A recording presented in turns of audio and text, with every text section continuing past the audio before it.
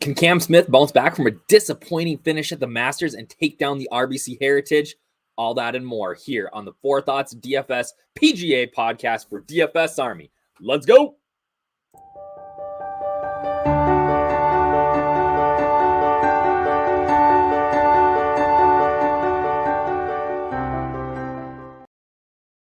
What is up, everybody? What a week at the Masters. Scotty Scheffler takes it down.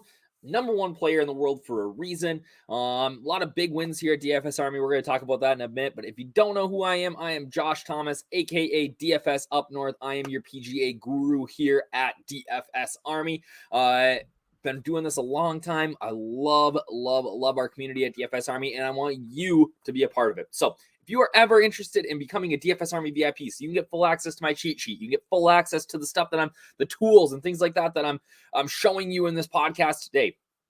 Hit me up on Twitter at DFS Up North, whatever, if you need help. Otherwise, you can go to dfsarmy.com, use the code Up North. That gives you a 10% off VIP membership for life. All right. So if you ever have any questions with that, let me know. But boys, girls, let's get to the Heritage, right? The RBC Heritage, it takes place in Hilton Head, South Carolina, right on the coast. It is a Pete Dye track. We had Stewie Stink here winning last year, kind of out of nowhere. Not out of nowhere. He top 15 at the Masters, came here the next week, really continued strong play, sun on the bag, really struck his irons well all week. It was really solid tee to green and got it done and got the tartan jacket there that you see the winners of the RBC Heritage get. So it's a fun week. It's the week after the Masters, and we have a surprisingly strong field this week. We saw that last year as well. Guys are starting to have to play one more tour event than, or a new tour event every year. And it seems like guys are kind of gravitating towards this event before, next week we get the pairs play TPC Louisiana, New Orleans, the Zurich Classic. So it's kind of a nice little break before the PGA, right? You play the Masters, play here, get another weekend, play the PGA Championship. So it's a fun week. Like I said, we were in Hilton Head, South Carolina. Back to last week, big shout out to my boy Johnson, J2 in the Slack, tilting Siwoo Kim and his 76. You can see that right there all day on Thursday, but was able to come back and but finish in the top 10 of this contest for a cool 12.5K. Over here on the other side, we had somebody make a real run in the Millie, the $100 Millie, getting up to 59th for a cool 1,250. Guys were crushing it all week. Core plays last week for us were Siwoo Kim, Matt Fitzpatrick. You can see him right here. Matt Fitzpatrick, Shane Lowry, and then unfortunately, our boy BK did us dirty. Would have been a better week for me if he had not. But yeah, big shout out to these guys for getting it done, and everybody else who had a great week for us at DFS Army. Reminder that code Up North gets you 10% off for life. Harbortown Golf Links. All right. So we are, like I said, we are playing here this week in at Harbortown Golf Links, Hilton Head, South Carolina, right on the ocean. Gorgeous place. I've been playing here a long time. I believe that the first event here was 1969. I could be wrong on that. It's a par 71. 71.91, very, very short for a par 71. Stimp meters 11.5, not very fast on the greens, but what they do have here that makes this place unique is the green size. Average green size is only 3,700 square feet. That is itty bitty, one of the smallest that we have on tour. This is a Pete Dye design. Let me just talk here for a second about Pete Dye. I'm a Pete Dye fanatic. I think that Pete Dye is arguably the best course architect in history. I think the second best course architect in history is his wife Alice Dye, who is responsible for some of the most famous golf holes, like the 17th at TPC Sawgrass. She doesn't get enough credit. But this week in particular, right? Anytime we play a Pete Dye track, and especially I think this week, we get the idea of these like Pete Dye specialists. So guys like Siwoo Kim, guys like Sungjae Im, who else is a Pete Dye specialist? Webb Simpson. These guys who have won, if you've won at a Pete Dye track, you are considered in the DFS golf community to be a Pete Dye specialist. And I'm just here to say, like, that's not a real thing. I tell you what, guys, I'm just gonna let you in on a little industry secret here. We as the DFS golf community, it's kind of boring to talk about the same things week in and week out. Golf is a very, very long season. There's not very many breaks. So anytime we get like even a sliver of something new to talk about, people jump all over it because it sells, it creates excitement. So Pete Dye specialist, right? People are gonna overanalyze this a million times over this week. I'm just gonna tell you right now, there's no such thing. And there's sites where you can sort by like Pete Dye courses and things like that, and that's fine.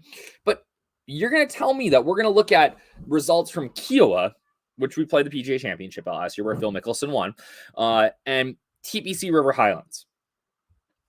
Those aren't even close to the same golf course. So you can argue with me about sight lines and stuff like that, but like they're not comparable. All right, they take different skill sets. And Harbortown and the Players, right? TPC Sawgrass, like different golf courses. And so this idea that you just play all these Pete Dye tracks well, it just doesn't hold a lot of water to me, or for me. So don't fall for that narrative this week. It's just kind of a load of crap. Sand bunkers, well bunkered here, 54 bunkers, lots of water, water in play as well. You can make a big number here. Here's one thing that not a lot of people are seeing this week. We are dealing with POA overseed. Okay, so what that means is that they had lots of frost over the last couple of months. In December. December was mild, and then January, February, March, it was really, really difficult with the weather there in South Carolina and cold. Typically, we see Bermuda greens here. They had to overseed these with POA to get them up to tour standard to be able to play in April. All right. POA is a grass that we typically see in cooler climates, because it does well. So to make it so that this course wasn't brown, basically they had to put in POA and that these guys could play it. So they had to overseed with POA. So that is going to change some stuff here. Really, some guys are better POA putters. It's more bumpy. It doesn't roll as true as a Bermuda or a bent grass does. There's not a lot of grain, but there is bump. Right. Especially later in the day. So you'll see maybe a guy later in the day where his putt, bumps offline a little, just because if the sun's out, what happens is POA is a weed and it flowers. All right. So the flower opens up on the grass and it bumps. That's why if you see like the greens later in the day, they'll look like it's like a spread out, it's because the greens are flowering, right? So POA overseed this week, I don't think it's going to be a huge issue. It's not something like I'm building into like what I'm looking at, but important to note. Rough here, perennial ryegrass overseed 0.75. That's also important to note that you do not, like, this is a short course. It's not super tight, but the fairways aren't super wide, but they're not very long. So like there's no penalty really for missing fairways here. So the front nine, where you're dealing with some trees, obviously you might have some overhanging, you might have some issues where you got to punch out. But if you are in the rough, you are not in bad shape. You can attack all of these greens from the rough. Comp courses, Austin Country Club, Sea Island Golf Course. Kind of looking at what the history is here. The average cut line is about even. Average winning score is about -16. What we've seen over the last 2 years is we saw -22 and a -19. All right. That's been because of two reasons. All right. The field has gotten a lot stronger in the last 2 years with some of the changes of how the PGA Tour makes guys schedule.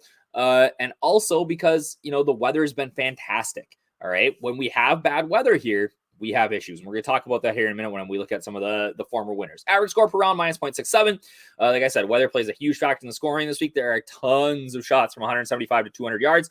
Smallest greens on tour. And like I said, the penalty for missing the fairway here isn't that big. So don't be so excited about, looking at, guys who hit a ton of fairways, or, he's not accurate with his driver enough here. Not only does that not really matter, but a lot of those longer hitters who aren't very accurate with the driver are going to be pulling iron. They're going to be pulling 3-wood and hybrid off the tee here.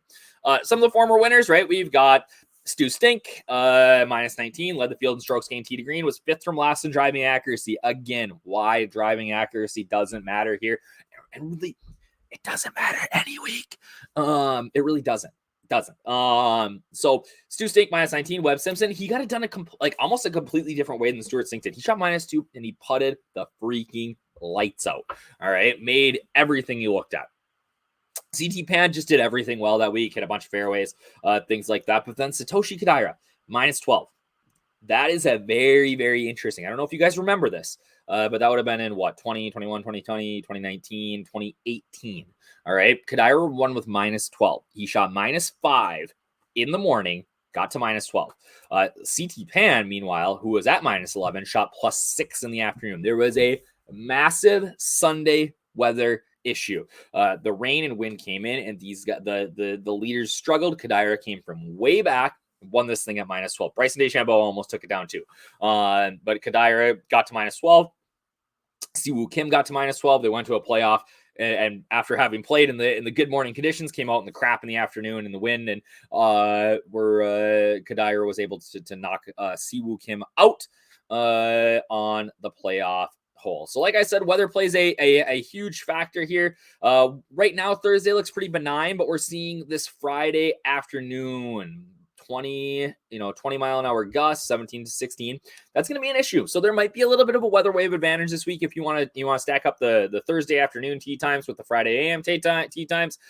Saturday doesn't look bad, but we're looking at some rain. So maybe we end up with a little bit of an issue there. So that's the course this week. What I want to do now is I want to take a quick look at my cheat sheet. Then I'm going to show you something that we offer at DFS Army is the ability to build a model. So we have what's called a stat cruncher. I'm going to take a look at that here in a second. So first, let's get up my cheat sheet. I'm going to tell you guys who my core plays are this week, why they're my core plays, and we'll go from there. All right, where are we looking at here? I think I got to bring this one up. There we go. Our cheat sheet. Let me go back about to 75. So my core plays this week, if you can see here, I've got my boy. I'm gonna slide myself to the side here so you can see that a little bit better.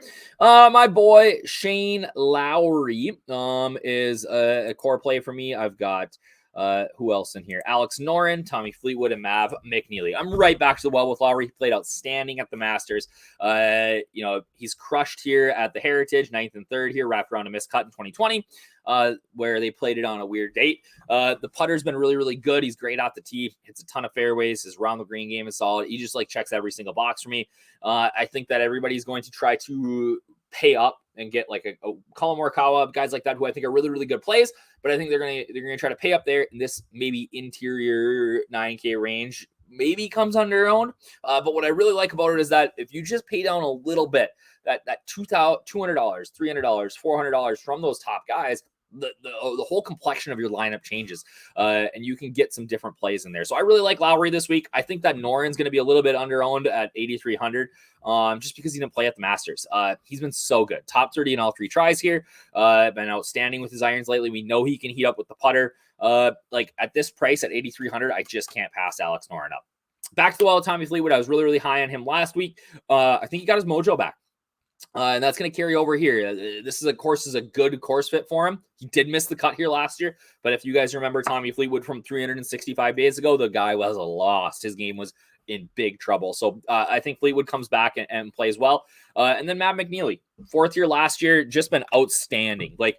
Irons have been so good. I've been so impressed with his game. Just been so consistent. 7,900. Hard not to play him. Matt McNeely's also going to be I'm going to add him into my cash core, but my cash core this week is going to be Webb Simpson, Matt Kuchar, Adam Hadwin.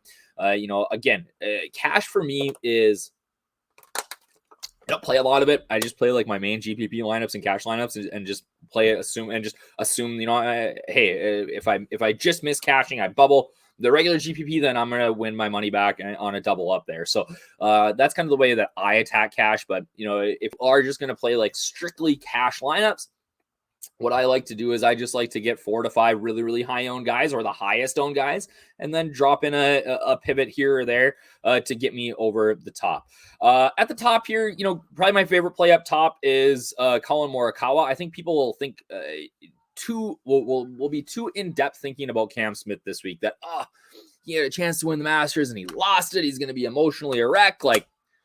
The guy's 24 and a billionaire. He's fine, right? This is a great course fit for him. Don't overthink it. Could he come out and struggle and pack it in? Sure, right? But we try to quantify things that are emotional that we just you can't quantify it, right? We don't, there's no way to like statistically analyze how a guy does after a bad situation like that. And really what the data does show is that guys who come here after the Masters really tend to play well. Like a guy like Webb Simpson just crushes after the Masters. So I'm going to play Cam Smith. I think that, right now I have my GPP exposure at 14 to 18%. I think 14% ownership is probably about in line, maybe a little high. So I'm going to be over the field. Right now, actually, we're just going to bump this boy. We're going to get a little over the field on my boy Cam Smith. As we go down, right, some of these guys are interesting leverage plays, guys like Sung Jae Im. I'm right back to the well on Jordan Spieth. I hope he is 3% owned. History here is not great, but the guy was outstanding tee to green. Outstanding tee to green, and Valero had a tough week at the Masters. Missed the cut because he made a double on the last hole. So I am, if he makes the cut last week and just plays mediocre on the weekend, doesn't make a double, makes a bogey, makes a cut, he's probably 12% owned, right? So again, overthinking it. Siwoo Kim, don't love this week. I think that Billy Horschel's really, really interesting just because, he doesn't have great history here. The ownership's going to be lower, but he doesn't have great history here because traditionally not a great iron player. But over the last 2 to 3 months, that iron play has been really, really strong. As we go down, I think Kuchar, obviously a great cash play. Hadwin's going to be very, very popular. I don't mind going back to Cam Young. People were all over Cam Young last week. It was a popular play in DFS at the Masters. Misses the cut pretty badly, and now nobody wants to play him. Dylan Fratelli is the guy down here that I'm going to go way overweight on. I said that Austin Country Club is a good comp course. He's played really, really well there. He's played good at, really just played really, really well for a long time now. So for me, I made the cut here 3 straight strips. Like, that's the guy that I'm going to make a stand on down here. Maybe a little bit of Sebastian Munoz. CT Pan, I think, is interesting. As we go down, maybe the guy that I'm most interested down here is Emiliano Grillo. Or not Emiliano Grillo. That's the guy I'm least interested in down here. But Nate Lashley. Nate Lashley's been really, really good lately. Super consistent, really, really strong iron play. A guy that I think makes a ton of sense. I think maybe, my partner here at DFS Army, Taco, his boy Henrik Stenson, is interesting as well. He's been playing pretty well, but he's starting to show signs of life coming back. So I am definitely interested in him. So if you guys are new to this, I'm going to show you how to use the research station and to use our stat cruncher to build a model of guys that you like for this week. And this can help you to develop a player pool based on things that you think are important. All right. So how to do this, right? This is, if you click on the research station, this is what you get. You need to make a copy. Once you do file, make a copy of this, it brings you to a copy. And when you get a copy, you get these little buttons that allow you to sort Z to A and things like that. All right. So for the stat cruncher to work, you have to be in a copy of our research station, but and maybe not for long. Maybe not for long. We got some things coming at DFS Army, which I'm pretty excited about, especially with our website. So this brings you to this page, which is the stat cruncher. Basically, you can weight any of the stats that we have in our research station to give you a total result and a rank for players in the field. All right. And like I said, you can go through and adjust this any way you want. So I'm going to go through and adjust it and show you guys kind of how I am going to build mine this week. This is a tool that I use every single week. I don't always follow it directly, but it is something that gives me an idea of players that I like. So let's see. We've got odds. 10 points is pretty good there. Field rank over their last 15. So that means what percentage of the field are they beating over their last 15 events, last 25 rounds. Sorry. Let me slide over here. And then we have field rank Y. What that tells us is, we go over to the research station here. Oopsies. Back it up. If we go over to the research station, my mouse is killing me here. It's going to show you, right? So we've got average field rank in events played during the last 8 tour events. So we go 15, 25, and then field rank Y is going to give you short course. So courses that are short. All right. So it's going to give you an idea of, hey, how does this person do on, courses that are under, 7,100 yards, right? So we can give field rank Y. Maybe we want to give those short courses a little bit of a bump, right? I press that button. Small change. Projected round score. I really like our projected round score stat, so I am going to add a bunch of points here. But what do we play for? We play for DK points, right? So I'm going to give myself 10 there. I'm at 116, right? I'm going to try to get that back to 100. It really doesn't matter. I don't care about projected FD because I'm building this for DraftKings. I don't care about made cut percentage. Not something I'm interested in. Driving accuracy, I just said a little bit ago. I don't care about that. I think driving distance does give you a little bit of a bump here. I'm going to bump that up. Greens regulation is important. Birdies gained is important. Fantasy points gained is important. You're kind of, you're kind of doing a little bit of all that when you're it's sort of the same thing. You know what I mean? So if you look, these numbers aren't that different between the two of them. But we'll leave it like that. Strokes gained off the tee is somewhat important. I am going to eliminate last 50 rounds. I want more recent. Same thing for strokes gained approach. I'm going to eliminate last 50. Strokes gained around the green, I'm going to eliminate last 50, and I'm not going to look at putting at all because I really don't care about putting. All right. So if we do that, what's my totals at here? Can I add any points? So I'm at 97. I do think strokes gained around the green is a little bit more important. So I'm going to put this to strokes gained around the green last 10. That should give me 100. All right. So now I'm at 100. If I was going to do this, look it out. It's a little bit different than what we originally had. So if I sort this thing A to Z, the worst player, or Z to A, the worst player in the field looks like Dustin or Davis Love the third. And now look, we're going to see, obviously guys are going to rate out better the higher they are, because that is the skill set on, coming through. So guys that are, kind of popping out for me is Daniel Berger. He's not a guy in my sheet right now. I don't love him this week, but just because you can't play everybody up there. Shane Lowry, I like. Fitzy, where are the cheap guys coming in? And where are the guys that are going to be lower owned? Noren's right there. There's Cam Young, right? We only have 39 rounds of data on Cam Young, but I like that. Mav McNeely popping in there. Jordan Spieth way down here. All right, interesting. Kevin Streelman, a guy that I think is interesting this week. Denny McCarthy, a guy that I really like this week. And really, you know what? You could just, if I was going to go, I could, take these 50 golfers and say, hey, this is my player pool this week, and I can run that in the DS and the domination station and go to town. So that's how you use the stat cruncher. Definitely something that is interesting to look at if you are messing around in the research station or just looking for another tool that you can use. All right, where's the scoring this week? The scoring this week is going to be on the medium length par fours or short par fives. Let's see that. Let's see, where are the Eagles at? This is another tool that we use. This is our fantasy scoring tab. It shows us how well people play these certain types of holes. And look at the guys who crush these short par fours. JT, Henrik Stenson, Alex Noren, Wyndham Clark, Hudson Swafford, Cullen Morikawa. There's Cooch Daddy up there. Horschel, like I talked about, right? I think that's going to be the key this week. If you can make some birdies and eagles on those par fives, you are going to be in excellent shape. Gosh, dang it. Webb Simpson looks really good this week. People are going to worry about the neck. Don't worry about the neck. It's going to be fine. All right. So, boys and girls, ladies and gentlemen, that is what I got for you this week. You can use that code again, up north, for 10% off a VIP membership. Come join us. We got tons of tools. We got tons of, our chat's been great this week. Guys talking, strategy. Hey, what works, what doesn't. We've been talking about building models, talking about a lot of, how this course is set up, and what we expect to see for success. So you can come get my whole cheat sheet. You can get my showdown cheat sheet, my tiers cheat sheet. We cover it all. Every single night I'm doing showdown notes. We're talking about that. We saw some great success with showdown last week, talking about Thrive Fantasy, which I'll have a podcast up for later today. Underdog, we were doing underdog props last week. Super Draft's got props now. We got it all here. We got Super Draft projections, which I don't know that anybody else in the industry has. Check us out. Up north, 10% off a VIP membership. Cheers, boys and girls. Have a great week.